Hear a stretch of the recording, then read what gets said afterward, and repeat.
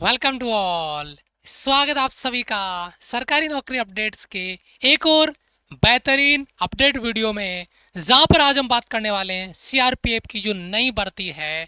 10वीं और 12वीं के जो विद्यार्थी हैं, स्टूडेंट्स हैं, उनके लिए एक बड़ा मौका होने वाला होता है, उसकी बात करेंगे और बिल्कुल बेसिक से एक एक कॉन्सेप्ट आपका क्लियर करेंगे। वैकेंसी से रिलेटेड जितने भी डाउट्स आपके बनते हैं वो सारे इसमें डाउट क्लियर होंगे। पोस्ट है, एज लिमिट है, पूरा सिलेक्शन प्रोसेस क्या रहता है। सबसे इंपॉर्टेंट चीज है कि कोई भी वैकेंसी आती है उसका अगर नोटिस आने के बाद में या फॉर्म फिलअप के बाद में आपको महीने 1.5 महीने का टाइम मिलता है, 2 महीने का टाइम मिलता है, लेकिन ऐसी वैकेंसीज आप महीने 1.5 महीने में जीरो से तैयारी करके आप पेपर नहीं निकाल पाते हैं। तो कुछ बेहतरीन ऐसी वैकेंसीज जैसे सीआरपीएफ एक बहुत बड़ी एक अपॉर्चुनिटी होती है कि स्टूडेंट के लिए एक ड्रीम होता है उसमें जाने का। तो उसके लिए तैयारी कैसे क्या हो, वैकेंसीज इनकी डेट फिक्स शेड्यूल होती है, किस डेट को आपका नोटिस आएगा, फॉर्म फिलअप स्टार्ट होंगे, क्योंकि एसएससी के अंडर में ये फॉर्म होते हैं। बीएसएफ के बारे में मैं बात करूंगा अभी आगे, किसने कैसे क्या ली, सारी चीजें डिस्कस करेंगे। तो सबसे पहले यहां पर देखिए, CRPF central reserve police force, केंद्रीय रिजर्व पुलिस फोर्स की अगर अपन यहाँ पे बात करते हैं, इसके अंडर में ये भर्ती आपकी होती है। ये भर्ती का जो कंप्लीट प्रोसेस है, सारे one by one step to step अपन आगे बढ़ेंगे, जिनमें सबसे पहला पॉइंट आता है कि क्या इस भर्ती में ऑल इंडिया लेवल से फॉर्म फिलअप किए जा सकते हैं। जी हाँ, ये सेंटर के अधीन आपकी वैकेंसी है, भर्ती आती है, और सेंटर का जो जॉब होता है उसमें आपके सैलरी पैकेज अभी देखना आप, मतलब अलग लेवल पे आपके पैकेज बनते हैं जब आपको वेतन आयोग वगैरह लग जाता है। मेल फीमेल के लिए दोनों के लिए वैकेंसी है, और इसमें अलग अलग पोस्ट के हिसाब से, क्योंकि अलग अलग पोस्ट इसमें 10th वाले के लिए अलग पोस्ट है, 12th वाले के लिए अलग पोस्ट है, और ग्रेजुएट के लिए अलग पोस्ट है। आप कहते हो ना कि सर सीधी भर्ती, अब आप सोच रहे हो कि सीधी भर्ती में डायरेक्ट गए, एग्जाम नहीं हुआ और आपका हो गया, लेकिन उसके बजाय जब इस भर्ती पे आओगे तो यहाँ पे एक कंपटीशन देखने को मिलेगा।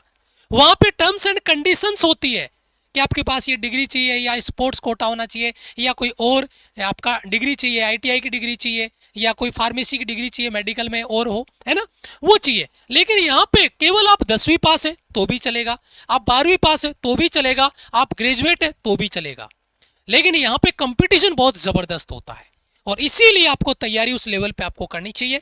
अलग से कोई डिग्री डिप्लोमा आपका नहीं चाहिए, एग्जाम लेवल आपका बेसिक रहेगा, लेकिन सैलरी पैकेज 21,700 से 69,100 रुपए तक, फिजिकल होगा, जी हाँ फिजिकल होगा आपका। तो इस तरीके की कंप्लीट इंफॉर्मेशन आपको हमारे चैनल पे रेगुलर अपडेट हम लेकर आते रहते हैं, हम डिटेल से आगे बात करेंगे।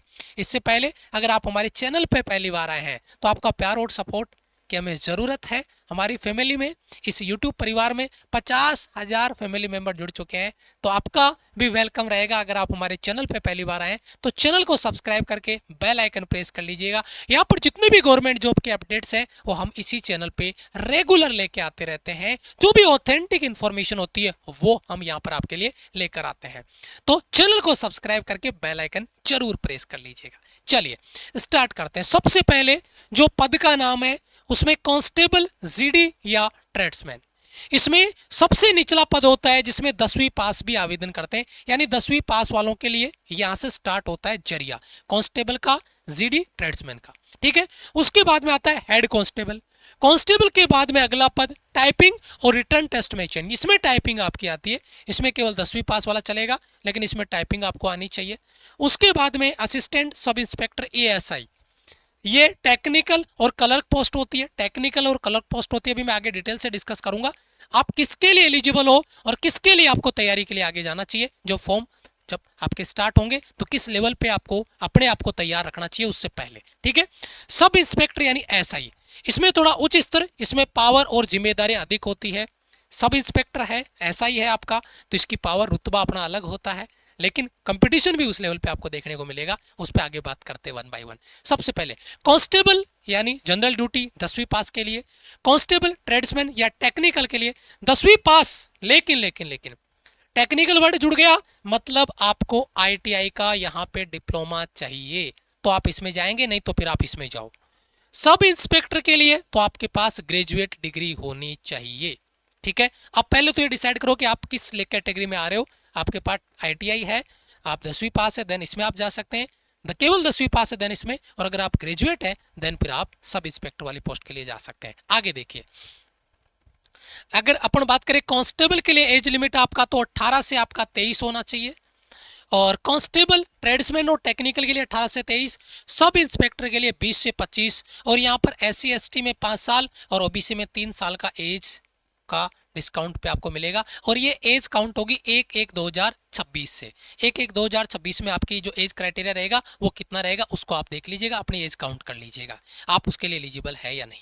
उसके बाद में हाइट, मेल कैंडिडेट के लिए 170 सेंटीमीटर, ठीक है। आरक्षित वर्ग है तो 165 सेंटीमीटर, महिलाएं 157 सेंटीमीटर और आरक्षित है तो 155 सेंटीमीटर। चेस्ट 80 सेंटीमीटर है ना। और अगर बिना फुलाए की बात करें तो ठीक है 5 सेंटीमीटर फुलाने के बाद में आरक्षित के लिए, ठीक है 5 सेंटीमीटर की यहाँ पे आपको छूट मिल जाएगी अगर आरक्षित हो तो, ठीक है। वेट ऊंचाई के अनुपात में आना चाहिए। और हाइट हेड कांस्टेबल के लिए और ASI के लिए हाइट 165 सेंटीमीटर चाहिए, ठीक है। इसमें 170 था, ठीक है। लेकिन अगर अपन बात करते हैं हेड कांस्टेबल का तो उसकी हाइट 165 सेंटीमीटर ही आपका चाहिए। उसके बाद में 1.6 किलोमीटर की रनिंग होगी 6.5 मिनट में मेल के लिए। फीमेल के लिए 800 मीटर की रनिंग होगी 4 मिनट और 45 सेकंड में। लंबी कूद होगी, ऊंची कूद होगी, वो भी पद के अनुसार जितना होगा उसके हिसाब से आपको आगे अपडेट किया जाएगा। केवल ट्रेड्समैन के लिए अगर आप जा रहे हैं ट्रेड टेस्ट कि सर ट्रेड टेस्ट होगा तो केवल जो ट्रेड्समैन का पोस्ट भरेगा फॉर्म उसके लिए ट्रेड टेस्ट होगा। संबंधित ट्रेड जैसे कोई कुक का है आपके पास, कुक का एक्सपीरियंस है, आप ड्राइवर है, लाइसेंस वगैरह आपके पास है, व्यवहारिक परीक्षा है उसमें 50 अंक होगा और 20 अंक आपको पासिंग के लिए चाहिए। ये मेरिट में काम में नहीं आता है, लेकिन ट्रेड टेस्ट उसके लिए होगा। कुक या ड्राइवर की पोस्ट के लिए आप अप्लाई कर रहे हैं तो उसके लिए आपको रहना चाहिए लाइसेंस या ड्राइवर के लिए। कुक के लिए आपको एक्सपीरियंस सर्टिफिकेट चाहिए।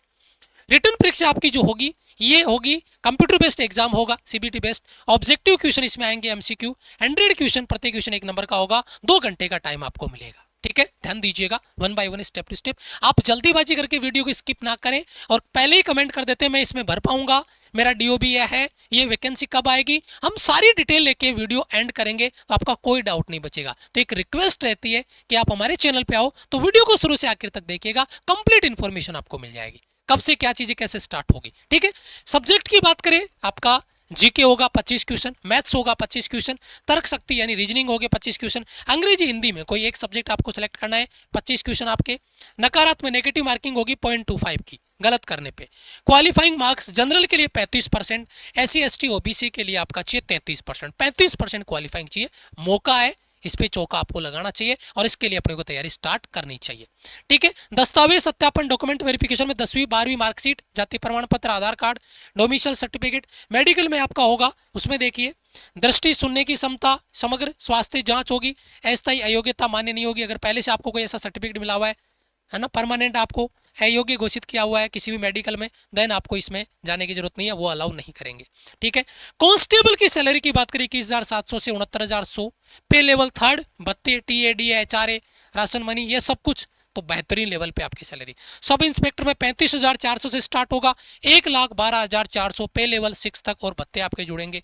अतिरिक्त लाभ होगा, मेडिकल, पेंशन, छुट्टी, प्रमोशन की संभावना, सारी चीजें वो आपके काम पे डिपेंड करता है किस तरीके से प्रमोशन आगे आपको मिलते हैं। अब सर ये फॉर्म कब से स्टार्ट होंगे, है ना, क्योंकि वैकेंसी का तैयारी तो हम करेंगे और वैकेंसी ऑल इंडिया लेवल पे, और वैकेंसी में दबा के फॉर्म भरे जाते हैं। तो फॉर्म स्टार्ट होने के बाद में आप तैयारी स्टार्ट करो और पेपर निकालो, ये तो कभी पॉसिबल नहीं है। CRPF GD SSC के अंडर में ये एग्जाम होता है और SSC अपना कैलेंडर जारी करता है, कैलेंडर के थ्रू वह पेपर लेता है। आपको पता होगा अगर आप थोड़ा भी पढ़े लिखे हैं, इंफॉर्मेशन रखते हैं बेसिक, तो SSC अपना कैलेंडर जारी करके कैलेंडर के हिसाब से पेपर करवाता है। और SSC का जो कैलेंडर है उसमें आपका जो डेट है 11 नवंबर 2025, जो GD की जो भर्ती है वो CRPF के, मतलब जो CRPF और GD के अंडर में आपका वैकेंसी करवाएगा, तो GD की जो भर्ती है वो 11 नवंबर आपका कैलेंडर में आपको देखने को मिलेगा। CRPF ट्रेड्समैन के लिए इसका CRPF के अंडर में ये वैकेंसी आपकी एग्जाम होगी और ये अक्टूबर एक्सपेक्टेड है, ये कंफर्म नहीं है, एक्सपेक्टेड है अक्टूबर 2025। और जो CRPF ASI SCM है जिनके BSF के अंडर में, अभी इस बार BSF ने करवाया है और BSF के अंडर में ये हुई है, डिपार्टमेंट आपका BSF ने इसको कवर किया है और अभी उसके फिजिकल आपके चल रहे हैं, तो इनकी एग्जाम भी अगले मान के चलिए लगभग 2 से ढाई महीने में होने वाला है। तो पहले इनका एग्जाम होगा, फिर इनका, और फिर आपका CRPF GD के अंडर में जो SSC डिपार्टमेंट आपका एग्जाम लेगा वो आपका आएगा। अब इससे बढ़िया वैकेंसी भर्ती आपकी 2025 में अगर अपन बात करें तो नहीं मिल सकती सीआरपीएफ की, लेकिन आप उसके लिए तैयार हैं।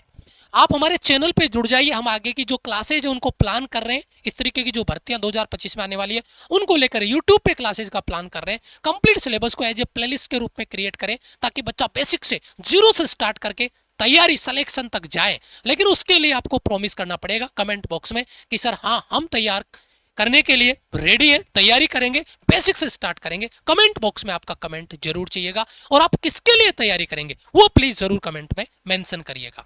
ये हमारा टेलीग्राम चैनल है, टेलीग्राम पे जुड़ जाइए। जितनी भी ऑफिशियल अपडेट आते हैं उनके जो नोटिफिकेशन है, क्योंकि ये तो आपकी वैकेंसी एक्सपेक्टेड डेट पे वैकेंसी का नोटिस आएगा तो हम आपको कंप्लीट वीडियो लेके आएंगे फिर से। अभी तो आपको इन्फॉर्मेशन के थ्रू कि इसकी जो वैकेंसी होती है उसमें क्या क्या प्रोसेस होता है ताकि बच्चा अपना डायरेक्शन तो सेलेक्ट करे। तो ये तो इन्फॉर्मेशन वीडियो आपका हो गया, लेकिन जैसे इसका फाइनल नोटिस आएगा, जैसे फॉर्म स्टार्ट होंगे नवंबर में, इसका नोटिफिकेशन आएगा पहले, उसका लेके आएंगे। बीएसएफ का जब रिटर्न का स्टार्ट होगा, रिटर्न का डेट आएगा तो उसका वीडियो लेके आएंगे।